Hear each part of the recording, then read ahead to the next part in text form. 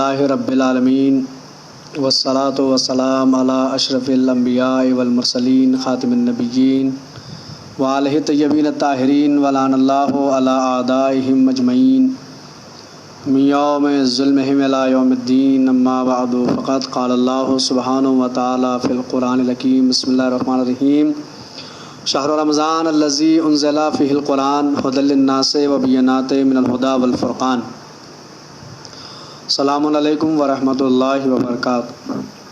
ناظرین کرام، حاضر ہیں آپ حضرات کی خدمت بابرکت میں ماہ مبارک رمضان 1441 ہجری مسلسل آپ حضرات کی خدمت میں حاضری ہے، گفتگو جاری و ساری ہے تفسیر قرآن کے حوالے سے، تفسیر قرآن کے عنوان پر اور اس موضوع پر۔ کل آپ حضرات کی خدمت میں عرض کرنے کی کوشش کی گئی سورہ مبارکہ بقرہ کے سلسلے میں۔ ترتیب تلاوت کے لحاظ سے کلام الہی کا دوسرا سورہ ہے اور ترتیب نزول کے اعتبار سے تقریباً 86واں سورہ ہے، 86، اس لیے کہ مدنی سورہ ہے جو حضور کی مدنی زندگی میں سورہ نازل ہوا، اور سب سے بڑا سورہ مبارکہ بقرہ 286 آیات پر مشتمل یہ سورہ ہے۔ اسی کے سلسلے میں کل آپ حضرات کی خدمت میں عرض کیا گیا تھا کہ پروردگار عالم نے شروع ہی میں اس سورے میں انسان کو 3 حصوں پر تقسیم کیا ہے، 3 قسموں کی بیان کی۔ کچھ لوگ وہ ہیں کہ جو ایمان رکھتے ہیں، مومن ہیں اور متقی ہیں، ایمان کے ساتھ ساتھ ان کے یہاں تقوی پایا جاتا ہے، یعنی مومن اور متقی۔ ان کے بعد ایک گروہ وہ ہے جو منافقین کا ہے، اور ایک گروہ وہ ہے جو کافرین کا ہے۔ یہ 3 گروہ اسی سورے کے شروع میں اللہ نے بیان کیے ہیں۔ اور پھر متقی کون ہوتا ہے، متقین کی علامات اور متقین کے جو خصوصیات اور خوبیاں اور صفتیں اللہ نے بیان کی، جو آپ حضرات کی خدمت میں کل میں نے عرض کیا تھا کہ متقی کون ہے۔ کا سب سے پہلا متقی وہ ہے کہ جو غیب پر ایمان رکھتا ہے، یؤمنون بالغیب ویقیمون الصلاۃ ومما رزقناہم ينفقون۔ یعنی متقی کون کہ جو ایمان بالغیب رکھتا ہے اور نماز کو قائم کرتا ہے، اور جو میں نے ان کو عطا کیا ہے رزق اس میں سے وہ خرچ کرتا ہے، یعنی انفاق کرنے والا۔ ایک تو ایمان بالغیب، اس کے بعد اقامت صلاۃ، اور اس کے بعد جو ہے وہ ہے انفاق فی سبیل اللہ، اللہ کی راہ میں جو رزق اس نے دیا اس کو خرچ کرنا۔ یہیں پہ کل ہماری اور آپ کی گفتگو رکی تھی آ کر، انفاق فی سبیل اللہ، خرچ کرنا۔ اور اس ماحول میں جبکہ لاک ڈاؤن کا ماحول ہے، جو ثروت مند ہے اور صاحبان حیثیت ہیں، ان افراد کی ذمہ داریاں بڑھ جاتی ہیں، ان افراد کی ذمہ داری بڑھ جاتی ہے جو صاحب ثروت ہے یا جو صاحب حیثیت ہے، جنہیں اللہ نے نعمتوں رحمتوں سے نوازا، ان کی ذمہ داریاں بڑھ جاتی ہے۔ کوئی اگر کسی کو کچھ دے تو وہ یہ نہ سمجھے کہ میں اس پہ احسان کر رہا ہوں، میں نے اس کی مدد کی ہے تو میں نے اس کے اوپر احسان کیا ہے۔ اس لیے کہ وہ سوشل میڈیا پہ آپ دیکھتے ہیں نا کہ کسی نے آ کے کہا کہ بھائی باہر جو راشن تقسیم ہو رہا ہے، اور وہ جاتا ہے باہر، جا کے خالی ہاتھ لوٹ کے آ جاتا ہے۔ پوچھا جاتا ہے تم راشن لینے گئے، لے کر کیوں نہیں آئے؟ کہا لینے تو گیا تھا، لیکن میں دیکھا کہ دینے والا راشن دینے کے ساتھ ساتھ فوٹو بھی کلک کر رہا ہے، فوٹو بھی کھینچ رہا ہے۔ تو کیا مطلب؟ کہا کہ پھر کہا میں یہ نہیں چاہتا کہ میرے بچے مجھے مانگتے ہوئے دیکھے، اور وہ دیکھے کہ میں کسی سے مانگ کے لے کے آؤں۔ یہ ماحول، اس ماحول میں جو صاحبان حیثیت ہے ان کی ذمہ داری بڑھ جاتی ہے کہ وہ سب کا خیال رکھے، اور جب کسی پہ احسان نہ کرے، چونکہ حدیث قدسی ہے میرے عزیزوں۔ حدیث قدسی میں کیا ارشاد ہے؟ اللہ نے کہا جو اغنیاء ہے وہ میرے وکیل ہیں اور فقراء میرے عیال ہیں، یعنی جو مالدار لوگ ہیں اللہ کہتا وہ میرے وکیل ہیں، اور جو فقراء ہے، جو فقیر ہے، وہ میرے عیال ہیں۔ اگر آپ کسی فقیر کو، کسی غریب کو دیتے ہیں تو گویا آپ نے اللہ کے عیال کو دیا ہے، اور اللہ کے عیال کو دینے کے بعد اب کوئی احسان کیسے جتا سکتا ہے کہ میں احسان کراؤں؟ کیوں؟ اس لیے کہ نہ تکبر ہو، نہ غرور ہو، نہ گھمنڈ ہونا چاہیے، نہ غرور ہونا چاہیے کہ صاحب میں نے دیا ہے۔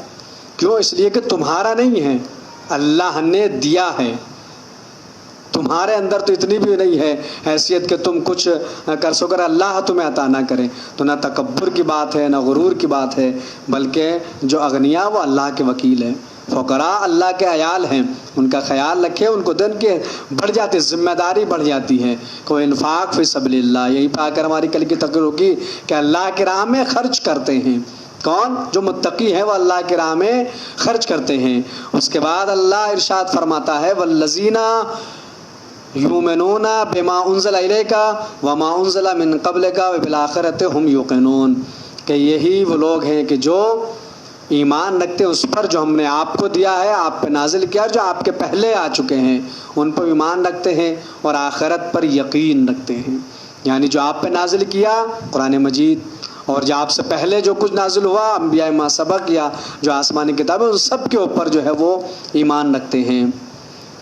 وبالآخرۃ هم یوقنون، اور آخرت پہ یقین رکھنے والے، اولئک علی ھدی من ربہم واولئک هم المفلحون، اب یہی وہ لوگ ہیں جو متقی بھی ہے، ایمان بالغیب رکھتے ہیں، قیامت پہ یقین رکھتے ہیں، جو حضور پہ نازل، اس پہ جو پہلے نازل ان سب پہ یقین رکھتے ہیں اور قیامت کا اعتقاد رکھتے ہیں، یہ وہ لوگ ہیں جو ہدایت کے اوپر ہیں۔ ہدایت کے اوپر کا مطلب اگر میں آسان لفظوں میں سمجھاؤں تو ہدایت کے گھوڑے پہ سوار ہیں، اور یہ ہدایت کا گھوڑا انہیں کہاں تک لے جائے گا؟ کامیابی تک لے جائے گا۔ اولئک علی ھدی من ربہم واولئک ھم المفلحون، اور یہی وہ لوگ ہیں جو کامیاب ہونے والے ہیں، یہی وہ لوگ ہیں جو فلاح و بہبود تک پہنچنے والے ہیں، جنہیں کامیابی ملنے والی ہے۔ اور میرے عزیزو، کل کی جو تقریر تھی اس میں سے 3 سوال ہمارے سامنے آئے ہیں، دیکھیے پچھلے 6 دن سے کوئی سوال نہیں آ رہا تھا، اب آئے تو 3 لوگوں نے ایک ساتھ سوال کیا۔ میں چاہتا ہوں کہ وہ ذرا سا، چونکہ وہ کل کی تقریر سے متعلق ہیں تو آگے بڑھنے سے پہلے ہم ان سوالات کو کلیئر کر لیں، ان کے جوابات آپ حضرات، تمام حضرات کی جس نے سوال کیا ہے اس تک تو جواب پہنچے گا ہی، لیکن اس ویڈیو کے ذریعے سے تمام لوگوں تک یہ بات پہنچ جائے گی۔ اور سوال جب کیا تو ذرا سا خوشی بھی محسوس ہوئی کہ سنا جا رہا ہے، اس لیے کہ اب تک کوئی سوال نہیں آ رہا تھا، لیکن محبتیں بہت جتا رہے تھے کہ ماشاء اللہ جزاک اللہ، سلامت رہیے، تو وہ تو ایسے بھی ہو جاتا ہے کہ صاحب مولانا ہمارے اپنے ہیں بھائی، چلیے سبحان اللہ، ویڈیو دیکھے تو چلیے جزاک اللہ، بغیر سنے ہی سبحان اللہ، بغیر سنے ہی سلامت رہیے اور آباد رہیے، دعائیں سے نواز دیا۔ محبت کا ایک طریقہ یہ بھی ہے، لیکن جب سوال سامنے آئے تو احساس ہوا کہ نہیں، سنا جا رہا ہے۔ اور سوال یہ تھا پہلا کہ تقوی سے کیا مراد ہے، اور دوسرا سوال یہ تھا کہ جو آپ نے کل حواس ظاہری کا ذکر کیا وہ اس کو ذرا ایکسپلین کریں کہ وہ حواس ظاہری کا ادراک، وہ جو بات جو ہے وہ سمجھ میں نہیں آئی کہ وہ حواس ظاہری کا ادراک نہیں ہوتا، غیب سے مراد یہ بھی ہے۔ اور تیسرا سوال زیارت آل یاسین کے سلسلے میں تھا، تو لہٰذا یہ سوال تھے۔ تو پہلا سوال تقوی کے بارے میں تھا کہ ھدی للمتقین، ہدایت ہے متقین کے لیے۔ تقوی، دیکھیں تقوی کے معنی ڈرنے کے نہیں ہیں کہ ڈرا جائے، بلکہ تقوی کے معنی تو حفاظت کے ہیں، تقوی کے معنی بچنے کے ہیں، بچنے کے ہیں۔ اور جب بچنے کی یہ مفہوم آتا ہے تو اس میں ڈرنے کا خود ہی آ جاتا ہے کہ ان چیزوں سے بچنا ہے کہ جس سے اللہ ناراض ہو جائے، یہی تقوی ہے۔ ہر کام سے، اس کا فعل سے بچنا کہ جو اللہ کی ناراضگی کا سبب بنے، اس سے اپنے آپ کی حفاظت کرنا، اپنے آپ کو بچانا، اپنے کو اس سے محفوظ رکھنا، یہی تقوی ہے۔ اور دیکھیں تقوی، ایک تقوی جو ہوتا ہے وہ ہے تقوی فراری تقوی، کہ مطلب کہ انسان جو ہے وہ صحراؤں میں چلا گیا، سنیاسی ہو گیا، تیاگ دیا اس نے سب کچھ، اور صاحب وہ جا کے جیسے صوفیانہ انداز ہوتا ہے صوفیوں کا، سب کچھ چھوڑ چھاڑ کے دنیا کا کاروبار اور تنہائی میں جا کے بیٹھ گئے کہ صاحب متقی ہیں ہم، تو جو ہے تقوی ہم نے اختیار کیا۔ ایک تقوی ہے کیا مطلب کہ سب کچھ چھوڑ کے، یعنی جو پریشانیاں لاحق ہونے والی تھی ان کا مقابلہ نہیں کیا، بلکہ ان سے فرار اختیار کیا اور تنہائی میں جا کے بیٹھ گئے کہ ہم تو متقی ہیں، ہم نے تقوی اختیار کر لیا ہے۔ یعنی اور ایک تقوی مجاہدانہ تقوی ہوتا ہے۔ مجاہدانہ تقوی کیا کہ جو بھی پریشانیاں لاحق ہے ان کا مقابلہ کریں، ان کا مقابلہ کرتے ہوئے تقوی الہی کو اختیار کریں۔ یعنی دنیا کے اندر آپ دیکھیں پراگندہ ماحول ہے، ہر طرف جو ہے وہ آپ گناہوں کا ماحول ہے، گناہوں کی جو ہے وہ ماحول بنا ہوا ہے، ہر طرح جگہ دیکھیں۔ ان تمام تر برائیوں کے ماحول میں رہ کر اپنے آپ کو ان گناہوں سے بچانا اور ان باتوں سے بچانا کہ جس سے اللہ ناراض ہو جائے، پھر تقوی اختیار کرنا، یہ تقوی مجاہدانہ تقوی ہے۔ یہ فراری تقویٰ نہیں ہے کہ سب کچھ چھوڑ چھاڑ کے جا کے بیٹھ جائیں تنہائی میں اور ہم نے تقویٰ اختیار کر لیا. تو تقوی کے معنی ہے حفاظت، تقوی کے معنی ہے بچانا، اپنے آپ کو ان کاموں سے بچانا کہ جو اللہ کی ناراضگی کا سبب بنتا ہے، یہ تقویٰ ہے. اور اگر پیغمبر اسلام حضرت محمد مصطفیٰ صلی اللہ علیہ وآلہ وسلم کی بڑی مشہور و معروف حدیث ہے. اب یہ لطیف پہلو ہے جو صرف اور صرف شیعان حیدر کرار کے لیے ہے. کیا فرمایا؟ یا علی حبک تقویٰ والایمان، یا علی تیری محبت کا نام تقویٰ ہے، تیری محبت کا نام ایمان ہے. یعنی اگر علی کی محبت نہ ہو تو پھر اس کا مطلب تقویٰ نہ تقویٰ ہے نہ ایمان ہے. تقویٰ اور ایمان وہاں پایا جائے گا جہاں علی کی محبت پائی جا رہی ہو، جہاں علی کی ولایت پائی جا رہی ہو. تو یہ ہے تقویٰ. اس کے بعد جو تھا وہ حواس ظاہری، میں نے عرض کیا غیب، دل غائب ہونے کی علامت، اور وہ امور کہ جن تک حواس ظاہری کا ادراک نہ ہو. حواس ظاہری کا مطلب حواس پنجگانہ، یہ جو ہماری 5 قوتیں، دیکھنا، بولنا، سننا، سونگھنا اور گرفت، لمس جسے کہا تو قوت لمس، یہی حواس خمسہ کو حواس ظاہری کہا جاتا ہے. اب ان امور تک، غیب کا مطلب وہ امور کہ جن تک ہماری یہ قوتیں نہیں پہنچ پاتی. جیسے اللہ کی ذات غائب ہے. کیا مطلب؟ نہ ہم اللہ کو دیکھ سکتے ہیں، نہ ہم اللہ کو سن سکتے ہیں، نہ ہم اللہ سے بات کر سکتے ہیں، نہ ہم اللہ کو سونگھ سکتے ہیں، نہ ہم اللہ کو چھو سکتے ہیں. کیا مطلب؟ غیب سے مراد کو وہ ایسی غیب پر ایمان رکھتے ہیں کہ جن تک ان کی نہ آنکھیں پہنچ پاتی ہے، نہ ان کے سماعت پہنچ پاتی ہے، نہ ان کے تکلم، نہ ان کا لمس کا ادراک ان تک نہیں ہے. اور دور حاضر کے اندر، دور حاضر میں ہمارے زمانے کے جو امام ہے آپ بھی غیب میں ہیں. کیا مطلب؟ مطلب ہمارے زمانے کے امام غائب ہے اور نہ ہماری آنکھیں انہیں دیکھ سکتی ہے، نہ ان کی آواز ہمارے کان سن سکتے ہیں، نہ ہم ان کی خوشبو کو محسوس کر سکتے ہیں، نہ ہم ان سے بات کر سکتے ہیں، اور نہ ہی ہم ان کو چھو سکتے ہیں. اسی لیے صادق آل محمد نے کہا کہ غیب سے مراد جو ہے وہ قائم آل محمد ہے. ان کی غیبت غیبت الہیہ، یعنی ایسے ہی غائب ہے جیسے اللہ غائب ہے، ویسے ہی ہمارے زمانے کے امام دور حاضر کے اندر غائب ہے. تو یہ حواس ظاہری کا ادراک، میں امید کرتا ہوں کہ بات ان تک میری پہنچ گئی ہوگی کہ غائب ہونے کا مطلب یہ کہ جو ہماری قوتیں ہیں، ظاہری قوتیں، وہ ان تک نہ پہنچ پائے. جیسے معراج نبی کا واقعہ ہے، معراج نبی کا واقعہ نہ تو کسی نے دیکھا، آگے رسول نے بیان کیا واقعہ. یہ ہمارے حواس ظاہری جو ہے وہ قاصر ہے اس کا ادراک کرنے سے. یا جنت اور جہنم، نہ ہم جنت کو دیکھ سکتے ہیں، نہ ہم جو ہے وہ جنت کے خوشبو سونگھ سکتے ہیں، نہ جنت کو ہم چھو سکتے ہیں. یعنی کہ وہ ہماری جو قوتیں ہیں یہ ان کا ادراک ان تک نہ ہو، ان کا ادراک ان تک نہ، یہ ہم تک نہ پہنچ سکے. یہ ہے حواس ظاہری کا مطلب جو میں نے کل آپ کے خدمت میں عرض کیا تھا. اس کے بعد آیا کہ زیارت آل یاسین، اور سوال بھی بڑا عجیب تھا کہ زیارت آل یاسین کی فضیلت مختصر الفاظ میں بیان کی جائے. اب ظاہر سی بات ہے کہ مختصر الفاظ میں اگر کہا جائے، چونکہ آج جمعہ جو دن گزرا، جمعہ کا دن ہمارے زمانے کے امام سے منسوب دن ہے جمعہ کا، تو سوال کل کیا گیا تھا. ظاہر سی بات ہے کہ جواب تو آج تقریر ہے. اب آج اگر کوئی سوال کرے، اگر لائیو کرتا ہے تو ہم اس کا جواب دے سکتے ہیں، لیکن بعد میں اگر کوئی کمنٹس میں یا فیس بک پہ یا واٹس ایپ پہ کوئی سوال کرتا ہے تو اس کا جواب تو ہم کل ہی دے پائیں گے. تو یہ تھا کہ زیارت آل یاسین، اس کی مختصر الفاظ میں فضیلت. تو مختصر الفاظ میں اس کی عظمت اور فضیلت میں یہی کہوں گا کہ ہم میں سے کون ایسا ہے جو یہ نہیں چاہتا کہ اس کی امام زمانہ سے قربت حاصل ہو جائے، وہ امام زمانہ سے قریب ہو جائے، یا امام زمانہ سے اس کی ملاقات ہو جائے. کون ہے ہم میں سے جو نہیں چاہتا؟ ہر ایک شیعہ کے دل میں یہ تڑپ ہے کہ وہ امام سے مشرف بملاقات ہو، یعنی اس سے امام کی ملاقات کا شرف حاصل ہو جائے یا قربت حاصل ہو جائے امام سے. تو اگر یہ چاہتے ہیں، جس نے سوال کیا ان تک جواب ہے، باقی سب تک یہ پیغام ہے، اگر ہم یہ چاہتے ہیں کہ ہمارے زمانے کے امام سے ہماری ملاقات ہو اور ہماری ان سے قربت حاصل ہو، تو اس میں اگر ہم چاہتے ملاقات ہو تو ہمیں کیا کریں؟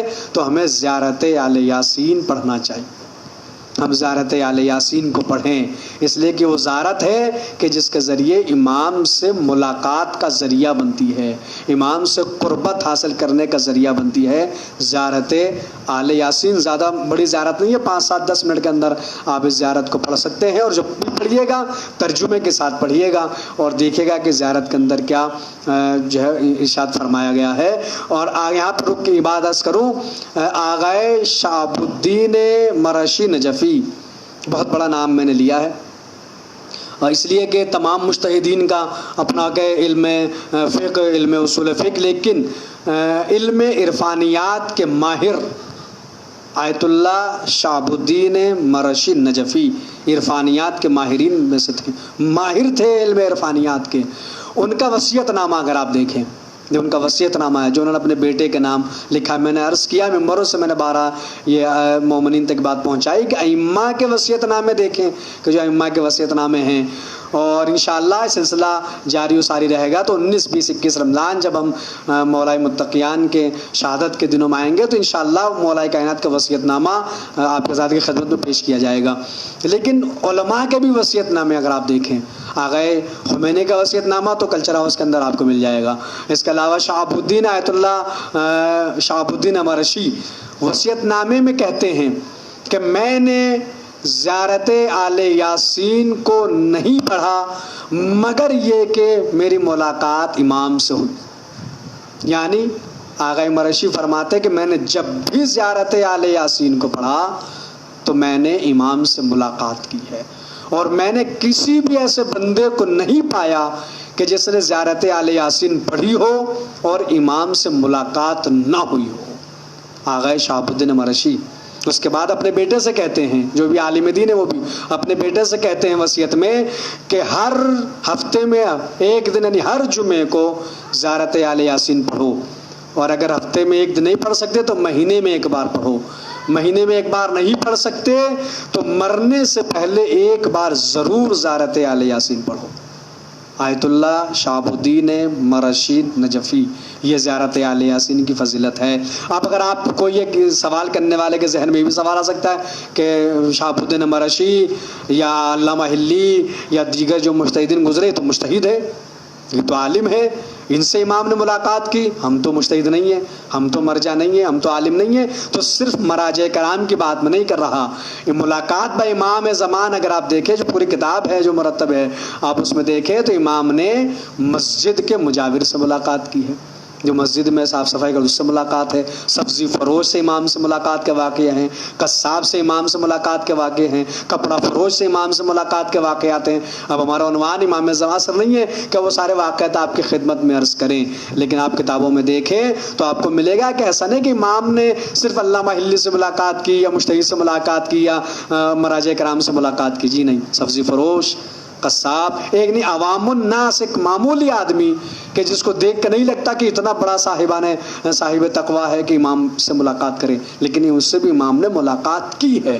تو کوئی یہ نہیں کہہ سکتا کہ وہ تو شہاب الدین مرشی تھے، اتنے بڑے عالم بھی تھے اور جو ہے وہ عرفان رکھنے معرفت رکھنے والے بھی عارف بھی تھے، ان سے ملاقات کی، ہم سے نہیں، عام لوگوں سے امام نے ملاقات کی ہے۔ تو زیارت آل یاسین کا سب سے بڑا فائدہ یہی ہے کہ اگر ہم زیارت آل یاسین کو پڑھیں گے تو امام زمانہ سے ہمارا رشتہ مضبوط ہوتا چلا جائے گا، اور اگر نہیں پڑھیں گے تو ہمارا رشتہ کمزور ہوتا چلا جائے گا، ٹوٹے گا نہیں، کمزور ہو جائے گا۔ اس لیے کہ جہاں ہمارا اور ہمارے زمانے کے امام کا رشتہ ٹوٹ گیا تو ہم ایسے پیس دیے جائیں گے جیسے چکی کے پاٹ کے درمیان گھن پیس دیا جاتا ہے، تو رشتہ ٹوٹے گا لیکن کمزور ہو جائے گا۔ اگر ہم چاہتے ہیں کہ ہمارا اور ہمارے زمانے کے امام کا رشتہ مضبوط رہے تو ہمیں زیارت آل یاسین پڑھنا چاہیے۔ یہ زیارت آل یاسین کے بارے میں سوال کیا گیا جس کا میں نے آپ کی خدمت جواب پیش کیا۔ اب وہ کچھ سوالات ایسے ہیں جو بڑے عام سوالات ہیں اور وہ ہمیشہ وہ سوال ہوتے ہیں کہ صاحب وہ کئی لوگوں نے کئی دن سے ایک دو دن سے وہ سوالات ہو رہے تھے، کیا وہ روزے کی حالت میں سر میں تیل ڈال سکتے ہیں کہ نہیں، ناخن کاٹ سکتے ہیں کہ نہیں، مرر دیکھ سکتے ہیں کہ نہیں، آئینہ ہم جو دیکھ سکتے ہیں کہ نہیں، کیا ان سے روزہ باطل تو نہیں ہو جائے گا؟